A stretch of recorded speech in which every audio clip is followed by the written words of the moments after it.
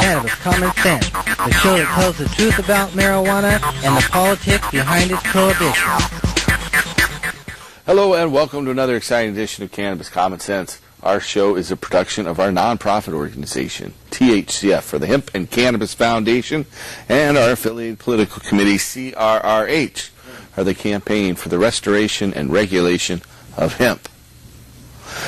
We have an interesting show for you tonight. We have Mr. Tim Pate joined by John Cornett with an exciting musical duo on intro and exit, both fantastic guitars. We have Madeline Martinez and Bonnie King and Tim King. Madeline is of Oregon Normal, regular co-host here, and Bonnie King and Tim King host the website salemnews.com, and they've been pushing the envelope on online news generation, and we'll be talking to them, and we'll be taking your phone calls just after we bring on our infamous dancing cannabis leaves. Ta-da.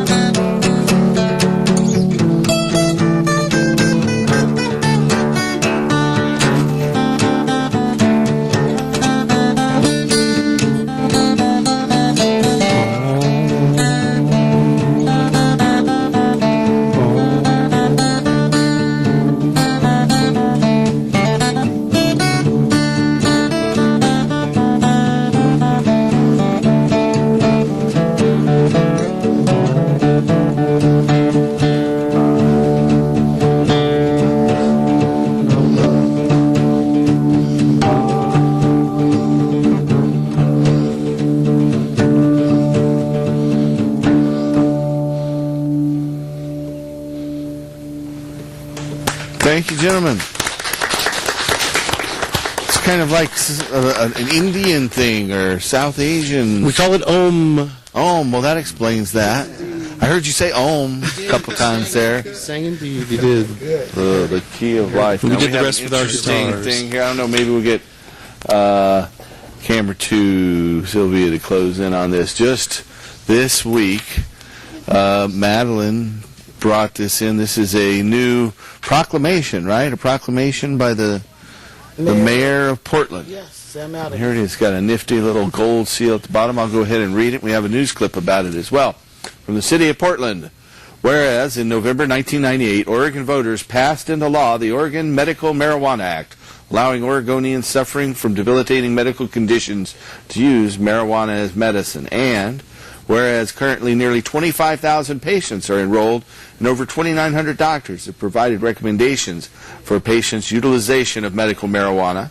And whereas 13 states have passed laws allowing for chronically and seriously ill patients to use cannabis with the approval of their physicians.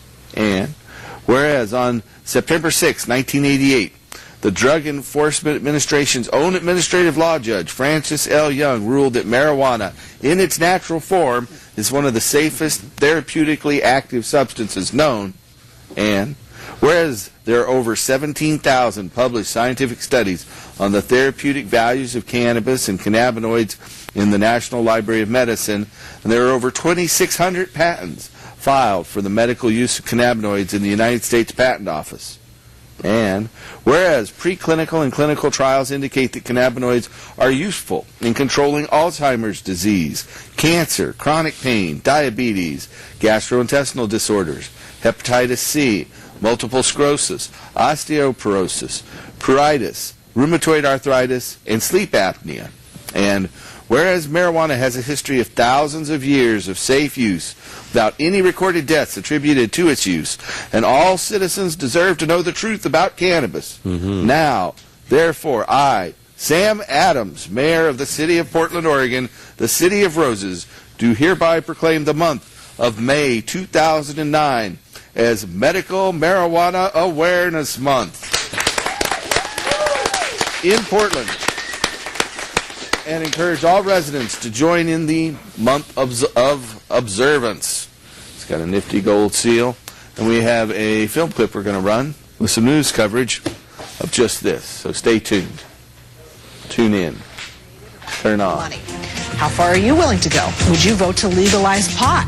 Pat Doris is also outside on the bricks with a look at this hot story. Hi, Pat. Hey, Steph, you know, the folks who want to legalize marijuana say this is a great time to do it because the state could make loads of money by taxing the sale of pot. Madeline Martinez represents 25,000 medical marijuana users in Oregon. She's at Portland City Hall to pick up a special proclamation from the mayor celebrating 10 years of legalized medical use. Medical Marijuana Awareness Month. Wow. She's impressed that Mayor Sam Adams made the proclamation, and now she thinks it's time to legalize all pot. I do believe that Oregon is missing a great deal of money that is right now going out to the black market, and I think that we should try to capture that revenue. I believe that we could save our state. Let's tax and regulate. It's an idea that's popped up elsewhere. Tuesday in California, Governor Arnold Schwarzenegger was asked if it's time to legalize and tax pot. No, I think that it's not time for that. But I think that we ought to study very carefully on what other countries are doing that have legalized marijuana and other drugs. What effect did it have on those countries? And are they happy with that decision? one California legislator estimates the state could make up to $1 billion a year taxing pot at $50 an ounce. In Oregon, Martinez thinks the state could also make a lot of money. She and others had planned to force a vote through an initiative petition. But Martinez says she withdrew it after polling showed voters did not like the Liquor Control Commission regulating pot sales. Not a good idea. Any plan to legalize marijuana would likely face stiff resistance from law enforcement. It is sending the wrong message to the most vulnerable population, our young people, with regard to the legalization of marijuana for the purpose of making money.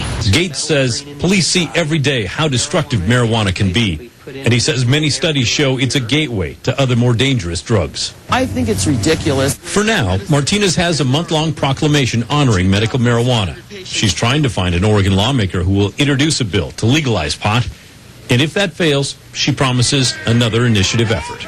But we'd like to end adult marijuana prohibition and harness and capture those billions of dollars that right now we're not able to do. By the way, Oregon was the second state in the nation to legalize medical marijuana. California was first. And we thought, as long as we've got all these nurses here from Linfield, what do you think? Thumbs up or down on marijuana, guys? Thumbs up or... Yeah, mostly thumbs up, I think. Back to you, Steph. They're happy to be here one way or the other. Thank you, Pat. Okay, you folks at home, please weigh in on this. What do you think? Do you agree with law enforcement's take? What about How did that vote go? I bet we won overwhelmingly, huh? Well, it actually did. Most of the people that they showed, at least, said they thought it was a good idea. And they had clips from last week's march. It went really well. They even showed the banner from Cannabis Common Sense. I'm shocked. I'm shocked. I couldn't believe it. They were I thought they were great to us. Yeah, that was a very... They called me because of what Arnold said. They wanted to know what I thought about it. And, I said, actually, I'm on my way to Mayor Sam Adams. What City perfect Hall timing. To go pick up the proclamation. And they went, what time? I said, 1:30. Meet me there. And Sam just happened to come out of his city council meeting. Hey, well, there was media and there. Of course he's going to come out.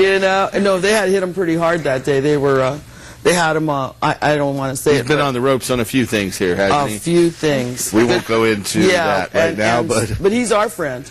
Yeah. He's our friend. He supports us, and we support him. Some of us, not everyone. I know some people have some different opinions, but I'm really glad that he is, in fact, supportive of our issue. And I thanked him for his diversity, for thinking out of the box. Yeah. True. Well, I want to welcome to the show Bonnie King and Tim King of Salem-news.com. Got to remember that dash, right? Thank you. Don't forget the dash. It's Right. very important. Or you end up in Massachusetts. You folks had a big story about the poll, the Zogby poll this week. Zogby poll, 52%. That's right. In fact, nationwide. Right. In our story log, that's way up at the top of what people are looking at right now, all over the nation. All the marijuana and medical marijuana stories command all those top posts. It's not unusual. Yeah. So, Tim, you worked with local TV stations, and you went over to the Middle East a couple times, covering the war over there. Right. And how long ago did you folks start up Salem-News? It'll be 5 years in July. We're having our 5th year anniversary. All right. So we'll have a little festivity. Hopefully everybody will be watching Salem News. We have a lot of new things coming up in the next month, in fact. We have a new office in downtown Salem, too? That's right. We've got an office and a studio, and right now, or over these last 5 years, we've done a lot of video because we're previous TV people, like Paul mentioned. But now that we have a studio, we're able to do a lot more on a regular basis, so we're really excited about that. And toward the end of the month, we've got big plans to start a regular daily news brief and a newscast. Great. I know Dr. Philip Levesque's been doing written things and video with your website for 3 years now, right? About 2 years. A little over 2 years now. Yeah. And we interview him on camera every 2 weeks and take questions from email and comments that people send. So he's been able to do a lot of exposure, just sort of, we're all about education to make sure that people know what the laws are, what their rights are. Medical marijuana is something that the Oregon voters decided, and so we, of course, are advocates of what is legal in the state of Oregon. Great. Dr. Levesque, as our viewers know, is a longtime co-host and occasional co-host on this show, too. We'll have him back at some point soon. We have a caller. Hello, caller. You're on the show. Hello? I can hear him. You're there. Hello? Yeah, hey, if I'm a caregiver and grower, caregiver, grower, am I legal to drive the medicine over to the patient's place, or does the patient has to come over? It's legal to transport it. Of course, don't smoke before you drive it, and don't smoke while you're driving it, but it's completely legal. I generally recommend that people lock it up out of their reach. So if by some quirk you're pulled over or something, it's obvious you did not access the medical marijuana while you were driving. But you're completely legal to transport it. As long as you don't transport more than 24 ounces. Drugs in the car? What? That's medicine, actually. So is it considered medicine, or when they say, do you have any drugs in the car, do I have to say what? I would say no. I'd keep it locked in your trunk or in the back of the car somewhere where you can't access it. And if you were pulled over, I would answer no. There's no sense in having unwarranted scrutiny. Okay. Sounds Yeah. All righty. Well, thank you for your time. Yeah, what they don't know won't hurt you. Okay, great. All right. Thank you. Thanks for your call. If you're out there and you have a question for us tonight, call us at 503-288-4448. That's 503-288-4448. And we'll be taking your calls right up to the top of the hour. So, Well, I bring news from the Capitol. You brought news from the Capitol? Yes, I spoke to Senator Floyd Przanski's legislative assistant. And Floyd's introduced hemp bills for about 15 years now in the legislature. Yes, he has. And it was Senate Bill 285 for a while, and now it's morphed into Senate Bill 676, and it came out of committee with unanimous support. Really? All right. Yeah, it's pretty exciting, and it's bipartisan support, so that makes it more interesting because now they're thinking about the revenue of us importing the T-shirts that they're selling at the Capitol gift shop instead of exporting the materials that we need. Yeah, you mentioned that. You should tell our viewers that the Capitol, the Salem Capitol, yes, they have 55% hemp, 45% cotton T-shirts. Exactly. That say, what? Oregon, a great place to grow. Oregon, a great place to grow. Exactly. Wow. I have it in my trunk right now. Maybe we'll get some industrial hemp growing if Floyd Przanski's bill finally sees the light of day. I love it. And then we have a Senate Bill 728, which is a reclassification bill. What they've done is Floyd joined with another representative, and the other representative, who's a Republican, is carrying it, and it reschedules meth to a Schedule 1 and reschedules marijuana to a Schedule 2. Oh, all right. So it works really well, and it works really well for sentencing guidelines. So that's going to be helpful to people. Yeah, and that's the news that I have. You know, the Federal Controlled Substances Act explicitly says that states' regulation supersedes the federal regulation of these drugs. Right. We have another caller, though. Hello, caller. You're on the show. Hello, caller. Hello? Hello. Hello, yeah. Hey, you know, I've had a grower for last year, and this year I just got re-upped on my permit, and I was just wondering if it's is it too early to put out my plants outside? No. Now's the perfect time to put your plants outside. Oh, is it a perfect time? Perfect time. Good weekend for it, too. Yeah. That's wonderful, you guys. Keep up the good work, and I'll be talking to you soon. All right. Well, thanks for your question. Yeah, good now luck is with the the perfect crop. time to be putting the plants out. We're up to, once you get to 13 hours of daylight or more, it's time to put the plants out because they won't go into the flower cycle. Once it drops below that, the plants have their hormone cycles based on the amount of light they receive. And so as long as there's more than 13 hours of light in a day, they're not going to start to flower. Once it drops below that, as it will next September, then they'll start flowering. This is why we send so many people to your site, to THCA, because we get all kinds of questions about things like that, too, right. at salemnews.com. And rightly so, because, you know, we're asking for them. We want to field their questions so that we can help educate. But you guys are the ones that actually have the answers to some of these things. I can tell them how to find the OMMP packet online and download it. That's good. I can do things like that, you know. Yeah. I know the steps and the procedures and things like that, but details, that belongs to you. Well, we keep trying. We have another caller. Hello, caller. You're on the show. Hello, caller. Yeah, hi. Hi. We have a delayed reaction on our callers tonight. How are you tonight? I'm doing great. How are you? Good, good. Do you have a question for us? Or comment? Yeah, the comment was, between you four up there, why do you think it took a economic downturn to bring the idea of legalization of marijuana into the forefront of the public opinion? I really think it has to do with law enforcement. Law enforcement has such a tight grip on these resources, and they're so powerful in the state legislators. I mean, you saw the news clip we ran just a moment ago, and the only person opposing marijuana regulation is a law enforcement spokesperson. Well, that's intimidating to a lot of people. A lot of people who are still out there in the closet, so to speak.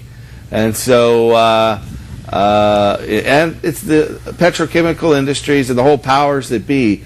They don't want to see marijuana legal, because when marijuana is legal, we're going to be driving our cars on hemp seed oil. We won't be cutting down trees and using huge vats of chemicals to process it into paper. We'll be harvesting our hemp and using lime from limestone to process our paper. And there won't be any toxic byproducts, and the money will be decentralized. See, the way it is right now, it takes billions of dollars to go out and drill an oil well and process petroleum into a fuel.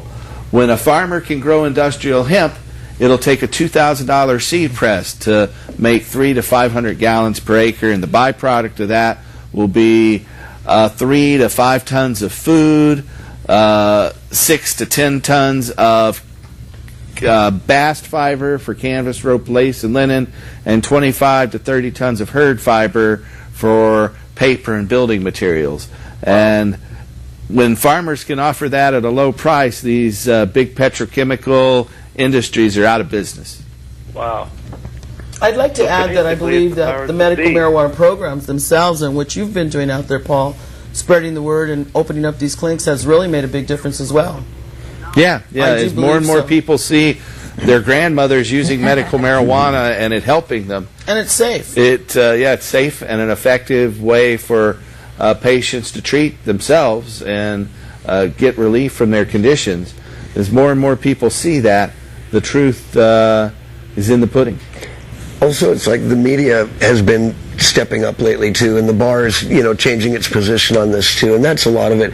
Also, it's important to remember that for 8 years we've had the DEA going into our police agencies here in Oregon on a private level on their own time, and convincing people that our state laws aren't effective and that they're a bad idea and that medical marijuana people operate illegally, and they make it up as they go, but federal agents impress local cops, and now that's going to change with Holder and Obama. There's no question about it. Well, we took them to task this time at the legislature with their data, and Russ out there did a great job of getting a PowerPoint presentation pulled together to show that there was no evidence to support their allegations that there was widespread abuse. They had nothing. 31 cases, very vague information, no real statistics to go by. So once you call their bluff and that you can see that they don't have their stuff together, it was easy. I think it's really hitting home for Americans too, because they're hearing stuff in the news that is validated, this from credible sources, that 1 out of every 31 people in the United States is incarcerated or on probation. I mean, that hits home. That's too close to everybody. We're affected. So whether or not you're pro or against, you're affected. So what's the best way to handle this? We know that America is not the most evil country on earth. We know that, but somehow we have just 5% of the world's population and 25% of the people incarcerated right here in this country. And that's not the American freedom that any of us grew up thinking existed. It's no longer the land of the free. It's, as our friend Jack Herr liked to say before his stroke, the land of the pee. And they want us to pee in a cup, and we've got to stop that mentality. How do you like those answers? Still there? I think they're, I'm here. Go ahead. Yeah, I think that hit it point on, and I just want to say I think what you guys are doing is excellent, and I really believe in the Constitution. I believe in the country that I'm living in, and I think us as the people can, bring the type of rational laws into being that we know should be there. Yeah, I agree. Thanks for your support. Thank you. God bless. Thank you. One of my favorite bands out there, Rush, said, "You don't get something for nothing. You can't have freedom for free. You won't get wise with the smoke still in your eyes, no matter what your dream might be. And so we've got to, as Madeline likes to say, put down the bong, step away from the joint, and fight for freedom, because they're not going to give it to us. No, but the people that are fighting are over in Iraq and Afghanistan, and they're coming home with post-traumatic stress, and they're not able to have medical marijuana prescribed to them when it's, as we know. They can in California and New Mexico. New Mexico added it to the list of conditions. And the Israeli army gives their soldiers marijuana for PTSD, so hopefully soon our army will do the same. You want to say something, Tim? Well, I was just going to report that I saw this week that there will be a panel coming soon to discuss that very issue here in the state of Oregon, whereas we might be able to put PTSD and other anxiety-ridden issues on the medical list, which is good news. I hope, and stay aware of that and look for it. We'll tell you what we know when we know it. But I heard that this week. Excellent. It's really great. That is really good news. We have another caller. Hello, caller. You are on our show. Hi, I had a question about hash making. I understand that currently providers are allowed to get certification for this, but that may be changing with some new legislation. Well, right can you tell me more about what's now, you can have hash and marijuana. There's no restrictions. You can have up to 24 ounces of marijuana or hashish or hash oil, but you can have 24 ounces. In fact, we have a class at our office on how to make medical-grade hashish. We have other classes as well, beginning, intermediate, and advanced gardening classes that are available every Wednesday night at 5:30 at 105 Southeast 18th. But currently, hash is legal, but there have been some moves in legislation to restrict that. I think those are dead now, aren't they, Madeline? They are dead until February. Yeah. They may rise up, but we'll keep our eye on them, and we'll get another stake and drive it through their heart. We will, because we're determined to not let them destroy the medical marijuana program. That's right. There's some information about classes there on your screen. Did you want to say something, Tim? You remember Anthony Beasley and Kaiser? Yeah. That was it's maybe 2 years ago. Yeah, and they arrested him for hash and said he couldn't have it, but finally they got that thrown out. And they threw it back, that's right. Did they ever give him his hash back?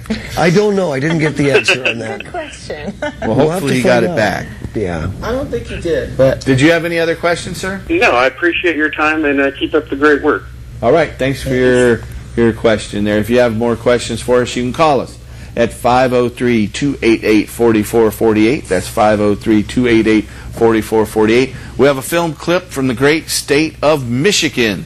Some news from Michigan, so stay tuned, and we'll be back in just a moment.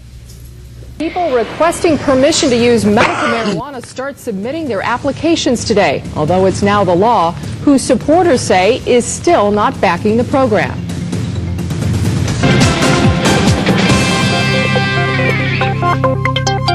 Mark, the first day medical marijuana users could sign up with the state to use pot to ease their chronic pain. And more than 100 applications came in. But as Fox 2 political reporter Tim Skubik explains, the governor says she has some reservations about the new law. This is a really good day for Michigan. We're protecting patients, people that do have legitimate use for marijuana. We're able to start giving them some protection. These are some of the medical marijuana users who filed their applications with the state. Upwards of 10,000 or more applications are expected, as Michigan joins a dozen other states making it legal to grow marijuana and use it to relieve chronic pain. The governor, a former federal prosecutor, voted no on the ballot proposition. She's afraid using marijuana will become a gateway drug, leading to more hard drug usage. I think it's got to be done very carefully. I do think that it is a gateway drug, and I think that it's got to be done extremely carefully. This man runs a clinic in Southfield that certifies whether patients can use marijuana. He claims the governor is overreacting. The Institute of Medicine wrote a report just 5 years ago saying that medical marijuana is not a gateway drug. So if the governor knows more than the National Academy of Sciences and the Institute of Medicine, she should probably start writing academic papers. She may be overreacting. I think so. One of the patients inside this Lansing restaurant says he has a rare bone condition and marijuana usage helps relieve the pain. And he's not afraid of breaking the federal law, which still bans the smoking of grass. You have to be breaking federal law in order to fall into that category of getting in trouble. Well, if you're smoking marijuana, you're breaking federal law. Yeah, well, yeah, technically, yeah, but I mean, you can't get arrested in the private residency of your own home by the feds. Michigan voters approved the medical marijuana law last November. In Lansing, Tim Skubik, Fox 2 News. Okay, so that was a clip from back on April 6th. Great coverage. Yeah, they did pretty well, and I was happy I got a shot at the governor there. Tell her she's going to start talking about it being a gateway drug. Of course, the whole truth comes out in the fact that she's a former federal prosecutor. Yeah. Obviously, her head's been in the sand a long time. So we have to drag her out and teach her there is no gateway drug. There's gateway prohibition. Isn't that debunked? It's kind of my whole pet peeve. I know, but it's such a cliche, and people repeat it constantly. And you look at the National Academy of Sciences, the Institute of Medicine's report on medical marijuana clearly said there is no gateway in drug. Right. The gateway drug theory was debunked by the National Academy of Sciences, but here this federal prosecutor governor seems to think it's still Well, she active. can say anything she wants. Right. But it's that subliminal message that they keep on throwing out there, whether it's true or not, and people grab it and they just continue to believe the misinformation, and that's what we need to fight. Yeah. The reefer madness. Yes, the reefer madness goes on, lives Absolutely. on. Unfortunately. Yep. But I want to mention that tomorrow's the Oregon Normal cardholder meeting at 700 Northeast Tecum. And that's for medical marijuana card holders only? Yes. They might get some free plants and free medicine? Yeah. We'd like you to bring your clean cuttings to our meeting, or any excess medicine that you'd like to share with patients. As a patient, bring your medicine. And we'd love to put it out there. We have some labels on our website at ornorml.org that you can use for the medicine that you bring to us. We love to hand it out, but we'd like to have that label on that it's for medical use only. So you can do that and bring your cuttings, get up to the front door right away and let us know you have cuttings and come on in. We'd love to share with the rest. We're self-sustaining. Everybody knows that. That's how we do it. There's no exchange for consideration. So if you want to do that, don't come to the Oregon Normal meeting, please. But if you want to give it away, it's a whole new paradigm, folks. It is. And it's a lot of fun. So come on down. You can join at the door as well. That's always... You have to be a member of Oregon Normal, have a state ID or driver's license, as well as an OMMP registry identification card. So the card. doors open at 11, but they close and lock at noon. Is that right? That way it's a members-only facility afternoon, and that's at 700 Northeast Tecum in the Village Ballroom, up some stairs, for those of you out there that are challenged by stairs. We hope to get something in there soon to overcome that, but for the time being, it's the place we've got, and that's the best Well, I've been meeting with people downstairs. They come and call me, and I go service them downstairs if they need something, some literature, some information. Good. They sign letters, and we're able to accomplish a lot that way. Great. Hey, we have another caller. Hello, caller. You're on the show. Hello, yes, caller. Yes, I've got two questions. Hopefully you can answer for me. One of them being, I was in an automobile wreck in '74. My back was injured, and it's hard for me to get around. I just want to know, what is it? I'm not sure how the medical marijuana plan, would work if I talked to my doctor about it, how I would go about doing it. Because I don't like pain pills. I refuse to take Vicodin and stuff like that. That's no-go for me. And my second question is actually more of a comment, is, they treat marijuana as something that's evil, but, to me, like you've been talking about, I think it should be put in the liquor store just like you would, alcohol, and sold as alcohol, and keep the same restrictions on it. So, do you see that coming in the near future? Yes. We filed a petition last year, Madeline and I as chief petitioners, to put marijuana in the state liquor stores. And then we did some polling, and the polling showed a lot of people throughout the state feel that the liquor-controlled system is corrupt, and that they don't want to see marijuana in the same stores as liquor. So we've withdrawn our petition, the initial one we filed, and we're revising it to put it in its own stores, separate from liquor and outside of the control of the Liquor Control Commission, which is perceived as corrupt by a certain percentage of people out there. And so we want to put it in its own category and keep it separate from alcohol. The Dutch have allowed marijuana shops for 25 years now on the idea that by allowing marijuana to be sold openly, they're separating it from the hard drugs like heroin and speed and other things. Well, I think in this case, Oregon voters have told us through polling that they want to keep marijuana separated from alcohol too. And so that's what we're working on. We got to keep it separate from the hard drugs. You know, like bourbon and vodka. But I'd like to see it sold to adults the same way. So we'll be seeing more of that in the future. Obviously, as we talked about the poll moving our way on a national basis, polls show we on the West Coast are even more likely to prefer regulating and legalizing marijuana. Yeah, Tim? I'm just going to answer his other question as well.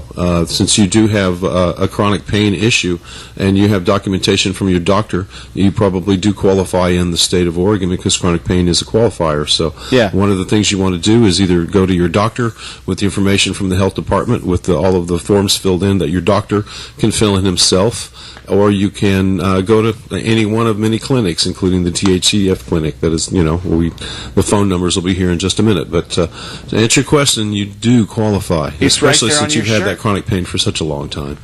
Yeah, chronic pain is by and far the largest single condition that qualifies for medical marijuana all across the country. I would say people who have medical marijuana permits, 60 to 70% of those people have it for chronic pain. And the largest category of chronic pain users have it for spinal injuries, spinal problems, compressed discs, ruptured discs, bulging discs. All of those and more are the largest single category of chronic pain patients. So if you're one of those people, you definitely qualify for a medical marijuana permit, and you can use marijuana to control pain and not even get the high associated with marijuana. It's CBD or cannabidiol in cannabis that is the main ingredient that controls pain, where it's a separate compound that THC that has the high associated with marijuana. So you can actually make capsules yourself from the leaf of marijuana that won't get you high but will control pain. In addition to pain, also spasms, seizures, slow the progression of neurodegenerative diseases such as Alzheimer's and multiple sclerosis, helps gastrointestinal ailments and glaucoma. So medical marijuana is effective for such a wide range of conditions, and it has several medicinal compounds in marijuana. Guess we have another caller. Hello, caller. You're on the show. Hello? Hello. Hi there. I just wanted to thank you guys. I ended up going down to your clinic today. I got a hold of my own medical records and went down and spoke to your representatives down there, and I should have done this a long time ago because they looked at me and just said, you're easily qualified, and it's for back pain and HIV.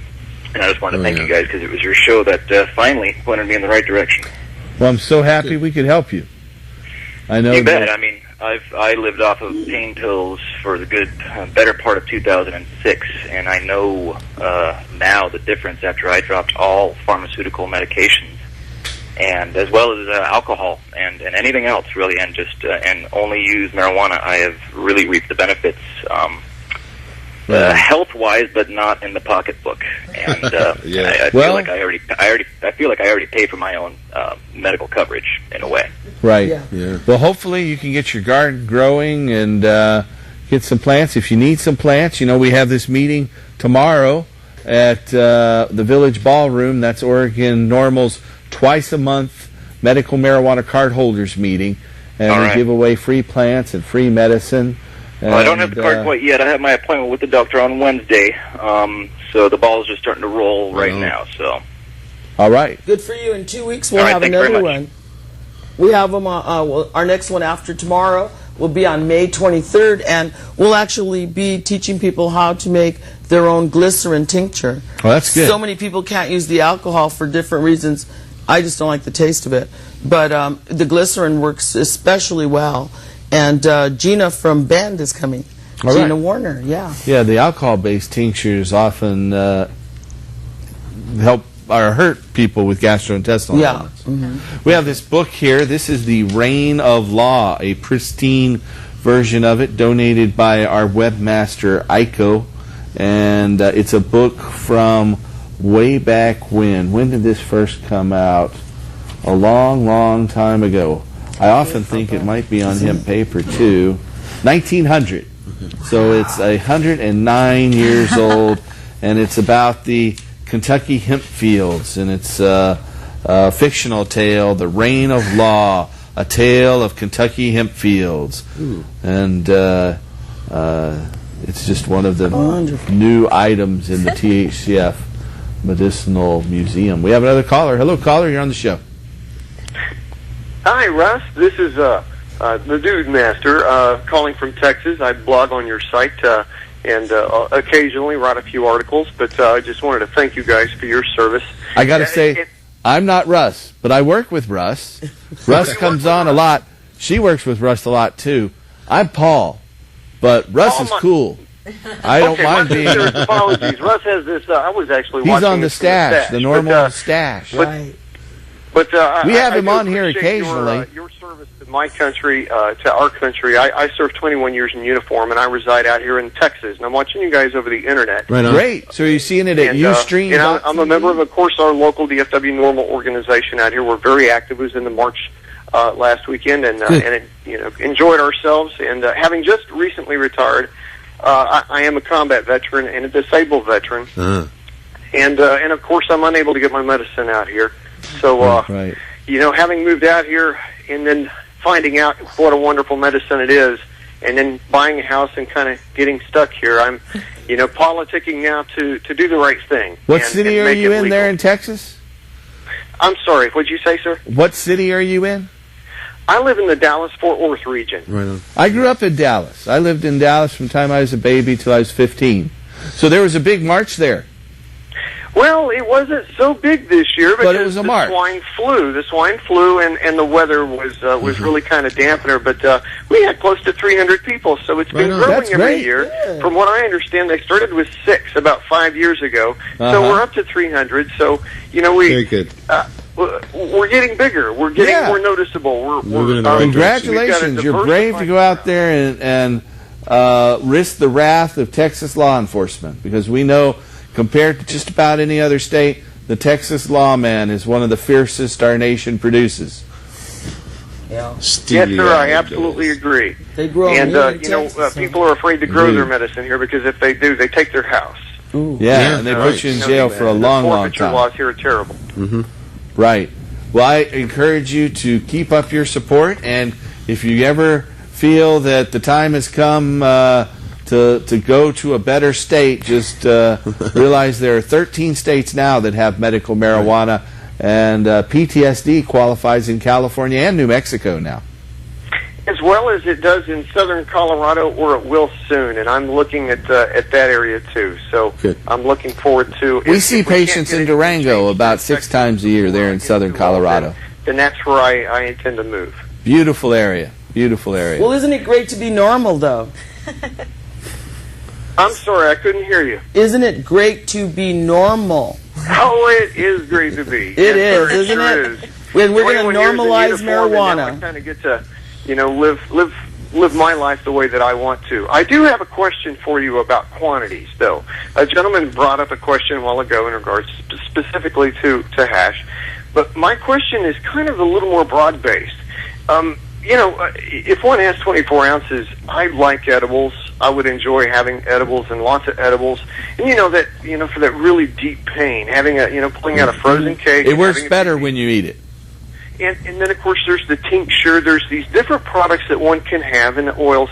Now, I don't quite understand. 24 ounces of one thing isn't necessarily the equivalent of 24 ounces of the other. 24 ounces of a cake or 24 ounces of oil or raw basically, cannabis. In Oregon, and this isn't true in every state, but in Oregon, it basically has to be smokable. Once you've made it into something that can't be smoked, law enforcement generally doesn't attempt to count that. Now, in other states, law enforcement might see differently. But here in Oregon, once you've made it into a cake or a brownie or a teriyaki sauce, I got a teriyaki sauce based with cannabis here a couple weeks ago, that does not count towards your dry weight. But in some cases, I understand that they will, if you have a gallon of oil or, 6 pounds of oil with cannabis in it. John Lucy has said that they've brought that up and they've taken the weight of the oil into consideration, or the ganja butter. This was in a criminal case with him that he was. What county was that? Do you know? Well, I'm pretty sure it'd be Washington County. That's where he works most of the time. Yeah, at least, this is something he brought up at our meeting. He told people to take that into consideration when See, this is something I believe that needs to be taken into consideration when we're going forward and we're drafting new laws. You know, lessons learned. We're learning things from every state. Everybody's made a mistake, or you know, what have we done right? What have we done wrong? I think that moving forward, that needs to be taken into consideration for safeguarding us, for safeguarding those people that want to use it. So that additionally, access if it's needs to be ambiguous, taken into consideration. Enforcement to use against us. Yeah, she was just saying that access and patients' ability to get marijuana outside of growing it yourself. You know, if you're undergoing chemotherapy for cancer, you can't wait for your plants to grow and harvest. You need medicine right away. So we're looking at new methods of access. You know, in California, they have their shops all over the state. They have a few of them in Washington, Colorado, but most other states don't have medicinal cannabis shops yet. There's some talk about it in Michigan. One city, Royal Oak, is in Michigan, a suburb of Detroit, is proposing to open a cannabis shop, and so we'll see where that goes. Good for them. Well, I appreciate your questions. Thanks for calling. You are our first caller from the state of Texas.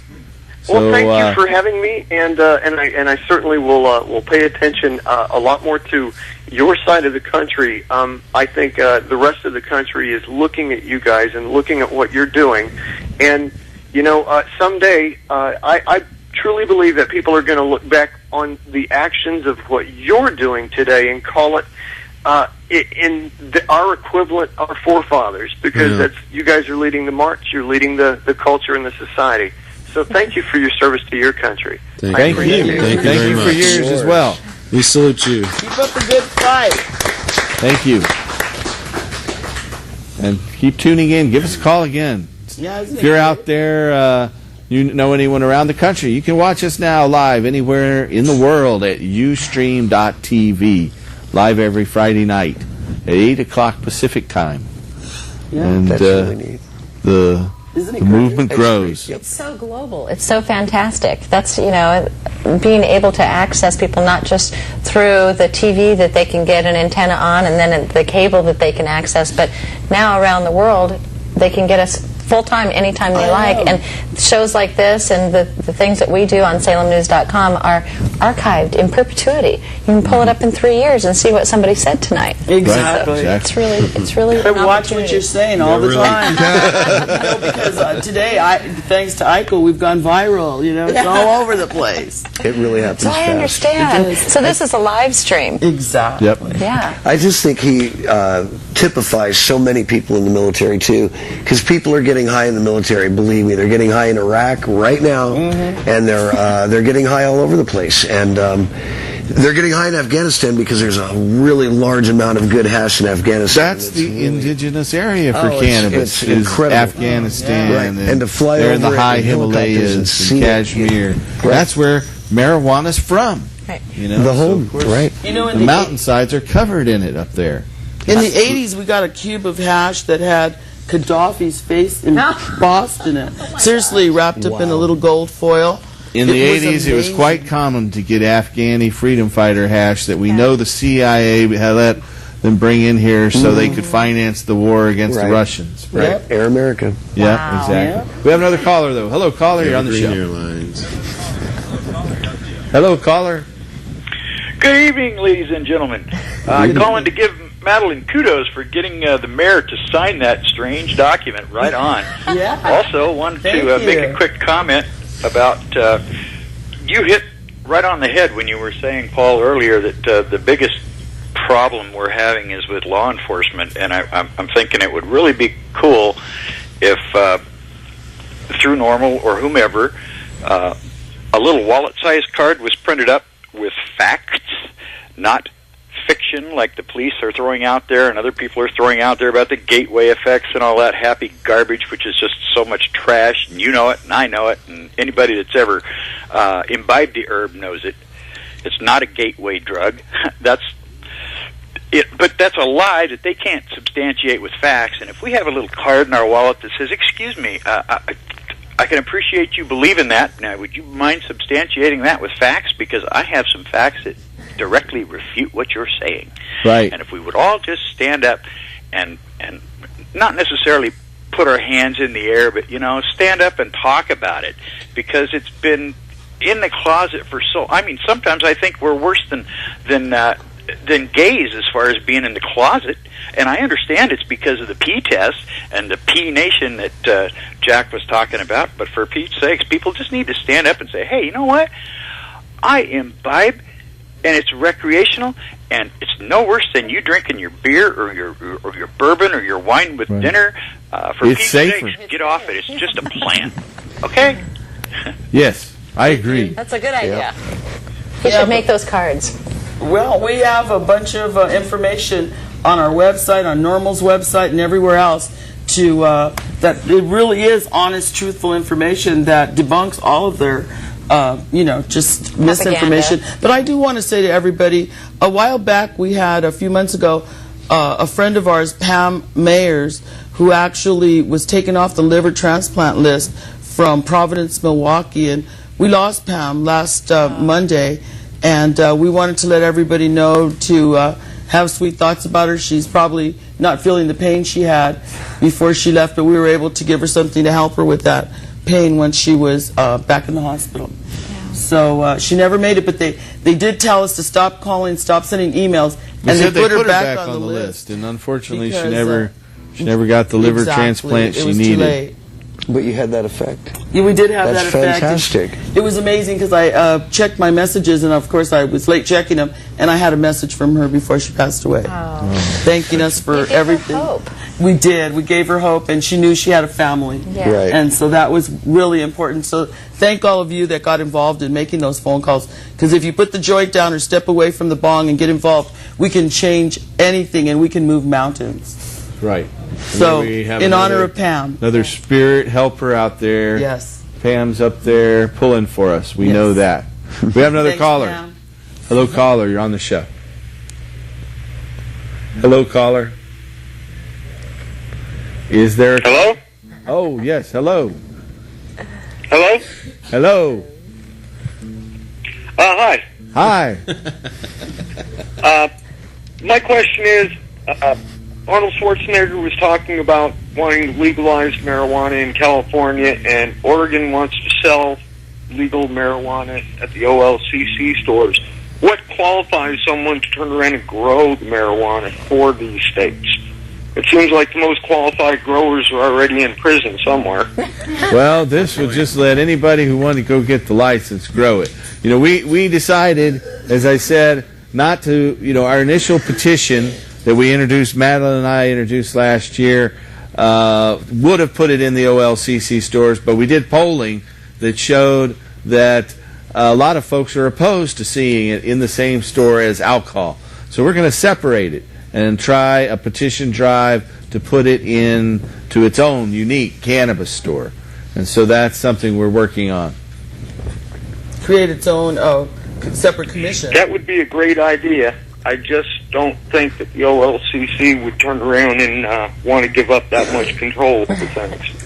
Yeah. So we're just we're drafting it so that it's put into a separate store system, and the OLCC won't have anything to do with it. No. It'll be the Marijuana Commission. And a lot of our brothers and sisters are in prison. A lot of them have been in and gotten out of prison. And we will see a lot of people can grow good marijuana. It's not rocket science, and it's good gardening. It's good gardening, and you've got to have the right weather, the right soil, and most importantly, the right genetics to get a good crop.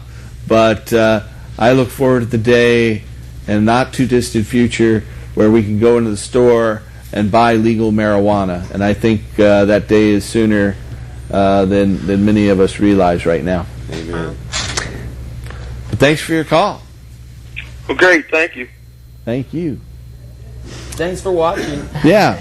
So I would like to encourage all of you out there to tune in every week. Now, if you know of someone who doesn't know about medical marijuana being available, you or a loved one need medical marijuana, and either your doctor won't do it or you're afraid to have that in your regular medical record, we have doctors who specialize in marijuana all across the United States.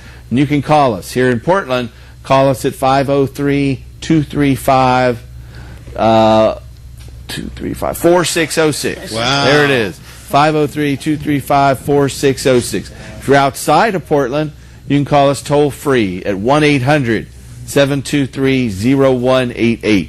That's 1-800-723-0188. We have doctors all across the nation who can help you get a medical marijuana permit as long as you have one of the qualifying conditions. What a great service it is that you provide. It is. We've helped over 60,000 people through our THCF clinics. We've just closed in, broke the 900 number of patients in Michigan this week. Wow. Right on. Congratulations. And going 6 days a week in our Portland office, and we've opened new offices in a lot of cities. About to move into Albuquerque, New Mexico, too. Oh, wow. Excellent. Thank you. Thank you for everything you do for patients all across the nation. Thank you. And thank you. I mean, this proclamation's a big step forward. That's huge. I don't think Sam Adams would have done that if you hadn't been in there encouraging him to do so. So we're all proud of that. Maybe not. But you know what? I want to thank all of you for helping us really end the war on us at the legislature, because they just continued. I mean, they came hard this year and gave it everything they got, but we stopped them. And it's because you got involved. Yep. So thank you so much. As I always say, each of us has one small voice, but together we're a giant roar that shook the halls, and they listened. So keep up the good work, you guys. So Tim King and Bonnie King are the proprietors of Salem-News.com. Right. Is there anything you'd like to say to our viewers in closing here, Bonnie and Tim? Please check out Salem-News.com for ongoing medical marijuana news and issues for Oregon and nationwide. We try to have an unbiased, middle-of-the-road kind of presentation, which means that hopefully you're getting the whole story, and we look for feedback all the time. And in 1997, I was canned from reporting at the Las Vegas NBC station because of a report I did on a head shop. It's the one over by UNLV on Maryland Parkway. Anyway, I was never able to report again after that at that station, and all we do now is report legitimately about marijuana, so it's really a great advance. You know, the ratings go up and you sell more papers when you report about marijuana. We're going to closing out right now. I want to thank all of you for watching. We're going to close with the tunes of Tim Pate and John Cornett. Tune in next week and help us restore hemp.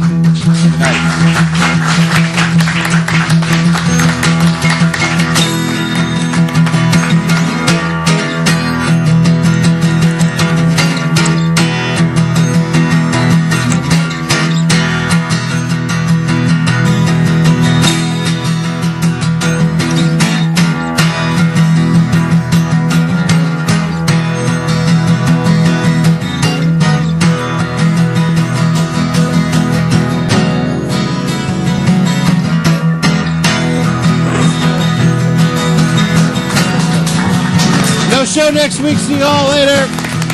See you in 2 weeks.